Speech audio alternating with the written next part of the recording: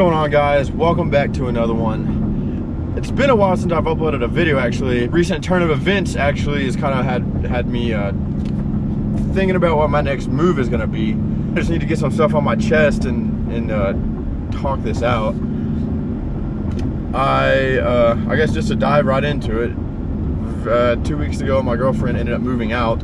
We lived together, so we broke up, she moved out.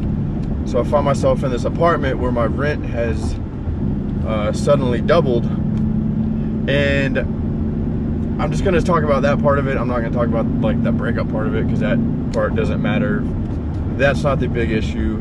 It is the big issue, but it's not the issue that I'm gonna talk about here. I'm not gonna get all sappy. I just kind of wanted to talk about my situation and share it and see if, I don't know, see what anybody thought. I guess I also thought it might help me by just getting it out, you know, versus having it all in my head, just bouncing around, going around a million miles an hour. You know, I thought maybe if I just get it out, then I'll come up with an idea or something like that. I don't know. But so to start off, like I said, I lived with my girlfriend. We had an apartment together. We split it. It was nice. Rent was cheap.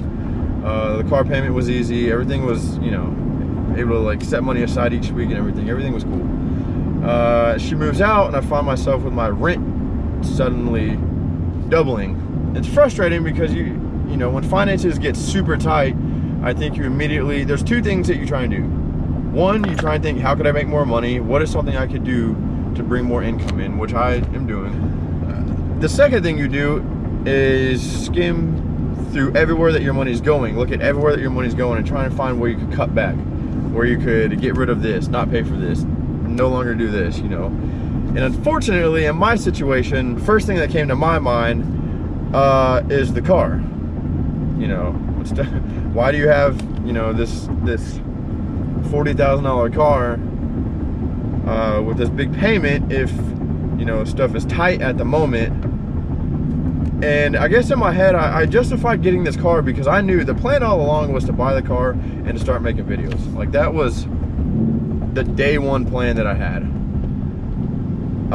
You know, I bought the car to start a YouTube channel and to start making videos. And, you know, in hopes, I guess, eventually, big dreaming or whatever, that the channel would eventually be paying for the car and maybe everything that I do to it, you know. I mean, I don't think anybody starts a channel, I don't know, maybe people just do it for fun. I still do it for fun. That's why it's not a job to me. It's not a chore. It's not something I hate doing. I enjoy doing it, but I enjoy doing it while hoping that it will eventually pay off, you know, in the form of taking care of the car or something like that.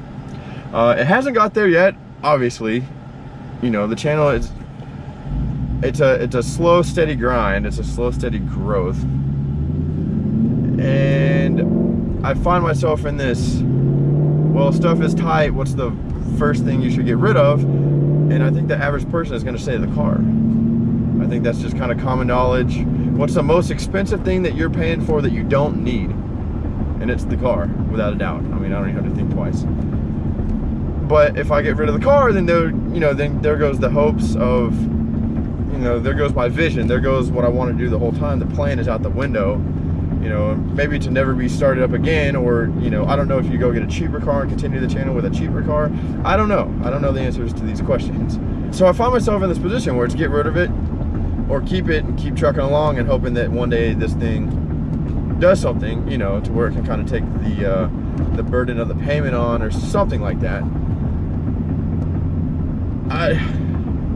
You know, I don't know what to do. I really don't want to get rid of the car. I had so many plans. I love driving it. It's like it is one of my very favorite things that I have in my life. I enjoy this car. It makes me happy. It makes me very happy. You know, to some people, a car is just to get to where you're going, and to other people, it's much, much more than that. And to me, it's much, much more than that. And so I really don't want to get rid of it. And by tight, I mean I can pay for all these things. Like, everything I can. The apartment will be fine. We pay for the car. Everything can be paid for. The problem is I don't have as much money to like set aside and save and do stuff. You know, while I could keep the car at that point, I won't have, you know, just a ton to like do stuff to the car. You know, or go do this or go do that. You know, my kind of, you know, I guess activity, more fun money, or, you know, spending money suddenly goes down by the amount of the other half of the rent that I'm picking up. which is quite a bit. So I don't know what to do. She left about 2 weeks ago, so I've kind of just been wallowing for 2 weeks and not doing shit, to be honest. And recently, just this past weekend, I kind of picked myself up and I was like, all right, you got to get back at it, doing something, because, you know, sitting there wallowing gets you literally nowhere. In fact, I think you move backwards by doing that. You know, if you're not moving forward, you're moving backwards. And I think by just doing nothing, you know, you're not doing yourself any favors, that's for sure. You're not making anything happen. You're giving yourself 0% chance of anything happening for you. So luckily, I recently kind of found the spark again to get back out and start like working out and trying to grind at the videos and get out, you know, just do stuff. You know, so luckily that's back. I do feel better. I feel much better. You know, if you're ever down, I think it's important just to get out, get in a routine again, go to the gym, go, I don't know, find something to do. But sitting on your damn couch all day, every day, that doesn't get it done. You're only gonna feel like more shit. You're only gonna feel worse about your situation and yourself. You know, it's important to get up and get out and go do something to get your mind off of whatever it is that you don't need to be thinking about. Just get the juices flowing. You know, I don't know. It's important just to get out. So back at that point, I guess the other option is to find somewhere else to live, to get rid of the apartment. The downsides to that is, one, I have moved quite a bit in the last 3 years, 4 years, and I'm like over apartment hopping. I'm tired of it, you know. That's one thing, I guess I thought when me and her got this place together, that, okay, this is where we're gonna be for the next 15 months. We signed the longest lease we could because we got a good deal on the thing.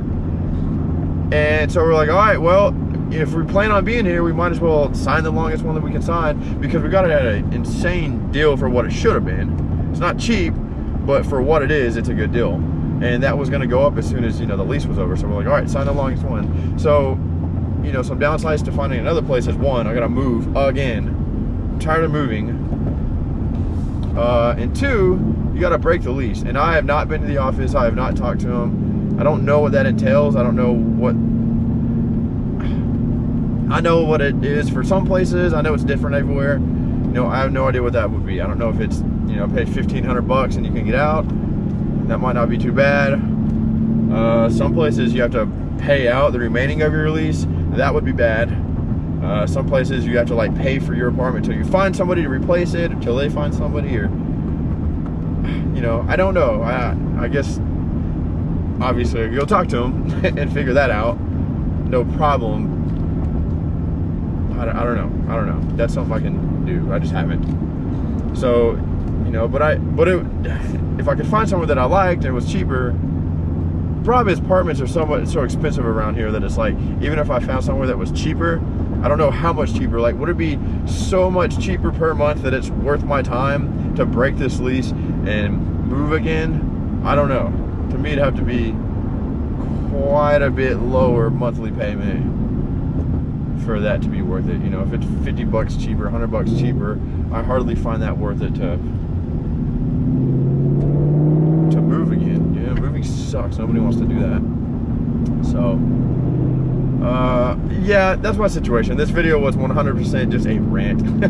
No other purpose to it, except, like I said, just to kind of get my thoughts and my situation out of my head. You know, this is definitely not a pity me video, because it's not pity me. It's not even that bad. Like, everything's fine. Everything's fine. Everything's totally fine. It's gonna be fine. I just gotta figure out what I'm gonna do. That's the purpose of this, to figure out what I'm gonna do. If anyone has been in that situation, or one similar, or find yourself currently in that situation, or anything, I don't know, reach out. Let me know what you're doing, what you think. You know, share your story. So, I don't know, sometimes shitty stuff happens that you don't see coming.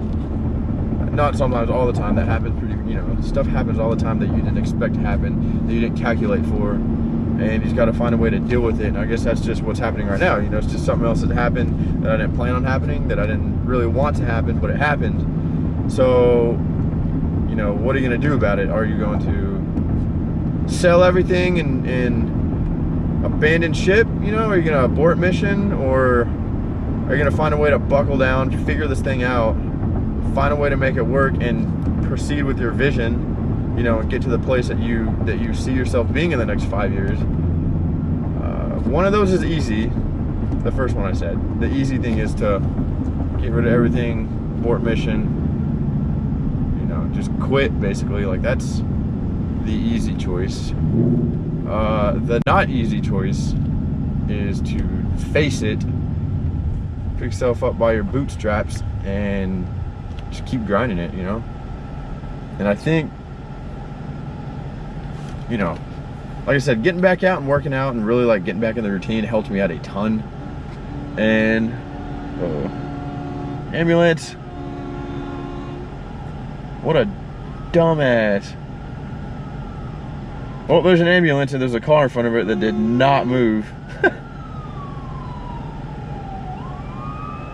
Idiot. Hope everyone's okay. You know, these last couple weeks I've really just, that's what I did. I did the easy thing. The easy thing was to get home from work, go home, crack a beer, sit on the couch, and not do anything. And that's what I did for like 2 weeks straight. Then you start feeling like shit, start looking like shit, and everything around you starts kind of going to shit more. You know, I think it's, you really receive what you put out there. And if you're just putting out negative shit, then it's probably what you're gonna get. So like I said, this weekend or last week, I really tried to get back out there and get back in the routine, and you know, get the juices flowing again. And I do feel better. It still sucks, but I feel better overall about the situation and about what's going on, just about me in general.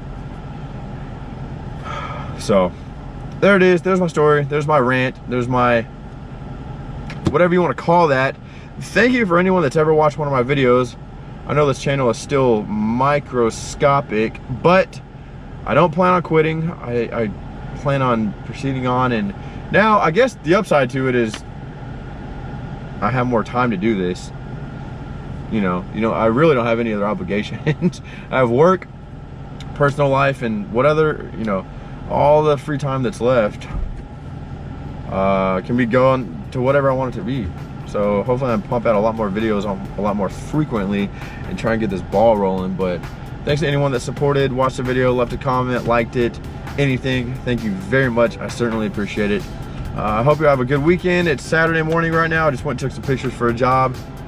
And we got a big day ahead of us. We got a big day. Anything is possible. So I hope you have a good one. Have a good weekend. Be safe out there. And thanks for watching.